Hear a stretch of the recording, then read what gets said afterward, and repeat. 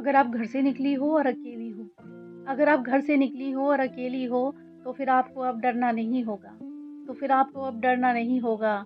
और अगर आपको कोई परेशान करने की कोशिश भी करे, तो उसके खिलाफ़ आपको कुछ न कुछ करना होगा।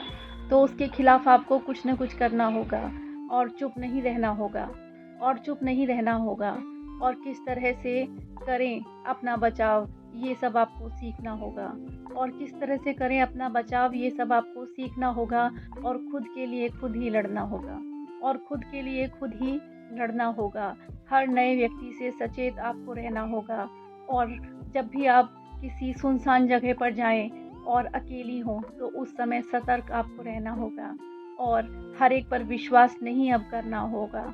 और अब आपको अन्याय के विरुद्ध अकेले ही लड़ना होगा। और जब तक कानून और न्याय का इंतज़ार करेंगी आप, तब तक आप बहुत असहाय महसूस करती रहेंगी। इसीलिए जब तक न्याय और कानून की मदद नहीं आ जाती, उस समय तक अपना बचाव आपको खुद ही करना होगा। उस समय तक अपना बचाव आपको खुद ही करना होगा। और अब आपको अबला नारी की तरह निकलने की आवश्यकता ही नहीं है। और अब आपको अबला नारी की तरह बाहर निकलने की आवश्यकता ही नहीं है। अब तो आपको झांसी की रानी लक्ष्मीबाई की तरह बाहर निकलना होगा।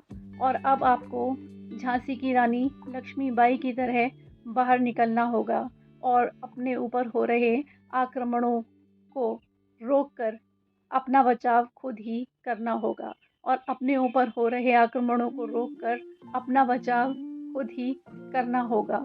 क्योंकि ना जाने कौन भेड़िया मिल जाए आपको एक इंसान के रूप में। क्योंकि ना जाने कौन भेड़िया मिल जाए आपको एक इंसान के रूप में, जो कि नोच खाए आपको। और फिर आप अपने जीवन के लिए भी तरसती रहें। तो इसीलिए अब आपको इस विषम परिस्थिति से खुद ही बचना होगा। और अब आपको एक अबला नारी की तरह नहीं, एक वीरांगना की तरह चलना होगा। अब आपको अबला नारी की तरह नहीं, एक वीरांगना की तरह चलना होगा।